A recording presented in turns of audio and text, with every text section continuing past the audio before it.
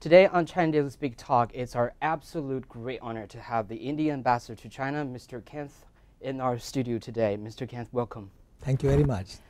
First of all, it's been a year since exactly the same time last year in September when our President Xi paid a very official visit to India.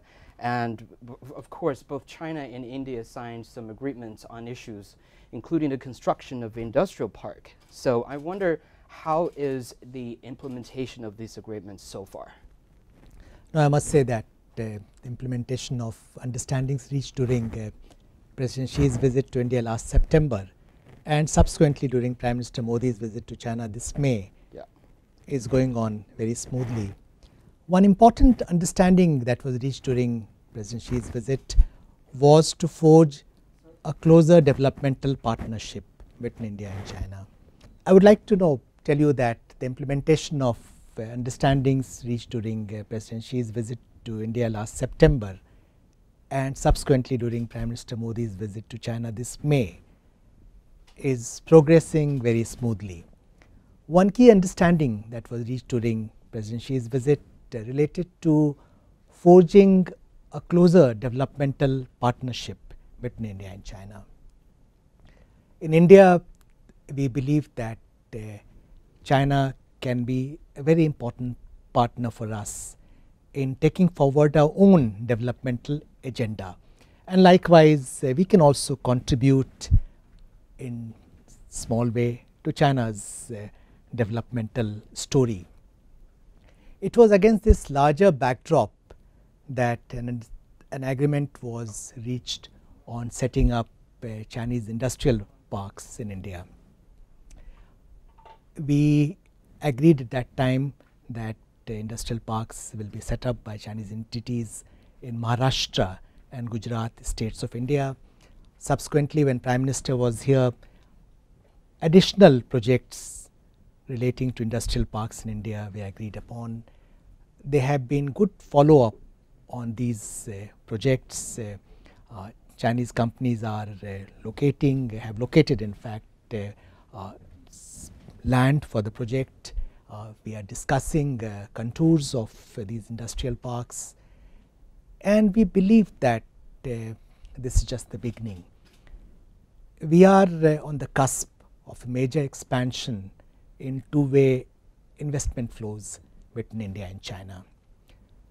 Today in India, we have large requirements when it comes to capital inflows, both domestic capital as well as capital from foreign countries. We welcome Chinese companies to come and invest in India, especially in infrastructure and manufacturing segments. And the response that we have received to Prime Minister Modi's invitation to Chinese business leaders to come to India has been very encouraging. See, speaking of attracting investments to India, I know that India is obviously becoming one of the largest markets for smartphones. And speaking of the smartphones, in China we have several starting up companies like Xiaomi or the biggest online e-commerce group, Alibaba, and they are becoming so energetic in terms of investing so much money in India. So what do you think that India can do for Chinese companies like those I've mentioned above? As you rightly mentioned, India is a large market for Chinese companies, and Chinese companies also are emphasizing going global as part of their strategy. So I believe there is a natural fit between your capabilities and our requirements, and vice versa. You referred to Jack Ma, Alibaba and also Xiaomi. In fact, both these companies recently have announced that they will be expanding their operations in India. Just last week, in fact, Xiaomi unveiled its first made in India handset. And I believe this is just the beginning of a much larger presence in Indian market for them. Likewise, Mr. Jack Ma of Alibaba was in India some time ago.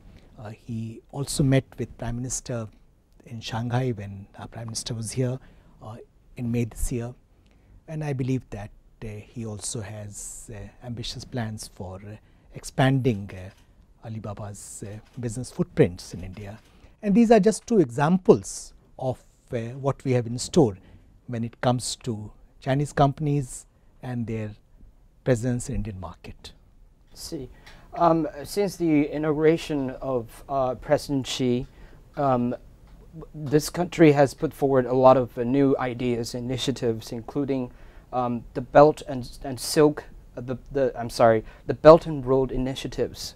So you probably could be more familiar than I do, because as the ambassador of China, and you have seen how much we have grown our economy in the past few years, and I believe this new strategy will do a lot, obviously, to China and India cooperation. So what do you think that India could actually be the beneficiary stakeholder in this new strategy, the Silk Road initiative? Both China and India emphasize the importance of regional connectivity. You have unveiled your very important initiative on One Belt, One Road, Itailu. We also have a connectivity agenda in India. What we have agreed between our two countries is to explore synergies between our respective connectivity agendas and identify areas where our interests converge and work together. And we are doing that successfully. I can give you two examples of our joining hands and working together.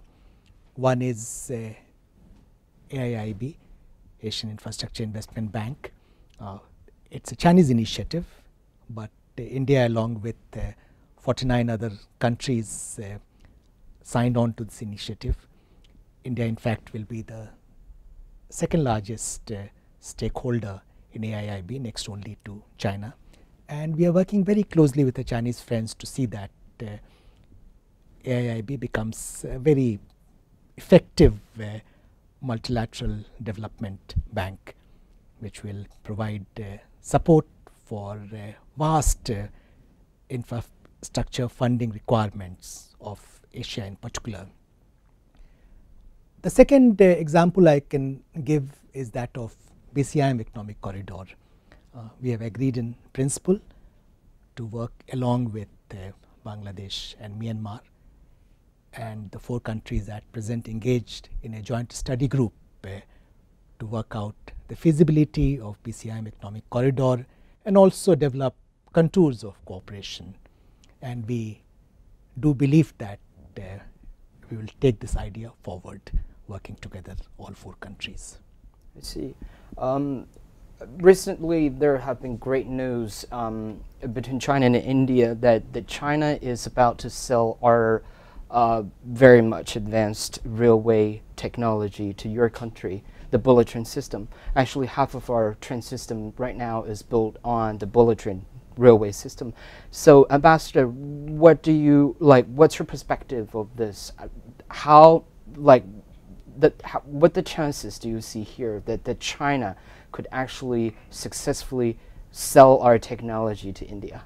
No, let me put this in a somewhat larger context. Indian economy has been growing at a fairly impressive rate over the last 3 decades. We have achieved an annual GDP growth rate of 6% plus over the last 30 years. And we hope to not only maintain this growth rate, but step it up to 8%, 9% per annum. But one challenge that we have is infrastructure deficit. We need to improve and augment our infrastructure in different areas, including the railway sector. And we believe that China can be a key partner for us in this area. We are aware of China's achievements when it comes to modernization of your own railway network. What you have achieved in last decade in particular is truly impressive. So we have in fact identified a number of areas where we will be working with Chinese entities to improve our own railway sector. These areas are one, speed raising using existing tracks, and we have in fact identified a segment, Chennai Bengaluru Mysore segment, where a Chinese company is carrying out a feasibility study at present. Second area is what you referred to, high speed rail link. There again, another Chinese company is about to complete an initial study on Delhi Chennai segment, and more detailed study will be carried out on Delhi Nagpur segment, and then we will decide how to take it forward. Other areas where we are working together in railway sector, one is station development and other is training cooperation. They are also moving on well. What I am trying to suggest to you that we have a fairly ambitious agenda when it comes to collaboration between India and China in the railway sector, and we are quite hopeful of taking it forward. Well, I guess that's a very big yes from that comments. And my last question to wrap up this interview, what do you think are the pros and the cons, I mean, for the bilateral ties between China and India? No, I believe relations between India and China are developing in a most satisfactory and positive manner. There is this shared assessment between leaders of our two countries that this very important process of re-emergence of India and China in the Committee of Nations, the process of development of our economies and societies must be progressed in a mutually supportive manner. That is why we have put in place the framework of strategic partnership between India and China. We are emphasizing a closer developmental partnership between our two countries. We have had frequent exchange of visits at the leadership level between India and China, and there is a very positive agenda of collaboration in different areas, which I believe creates a win-win situation for both of us. At the same time, there are issues that need to be addressed. We are cognizant of the challenges that remain. There is again a clear understanding between India and China that outstanding issues must be addressed with a sense of priority, because there are some issues which sort of slow down the full development of relations between India and China. There is also a degree of residual mistrust that needs to be taken care of. But we believe that positives in our relationship far outweigh negatives, and we are also very clear that the differences must never be allowed to come in the way of the continued development of relations between India and China, because the relationship between India and China is going to be one of the defining relationships of 21st century, and it's our historic responsibility to see that we get it right. All right. Thank you. Thank you for your insights, sir. Thank you for joining us today on China Daily. Thank you very much. Thank you so Thank you very much for inviting me. Thank you, sir.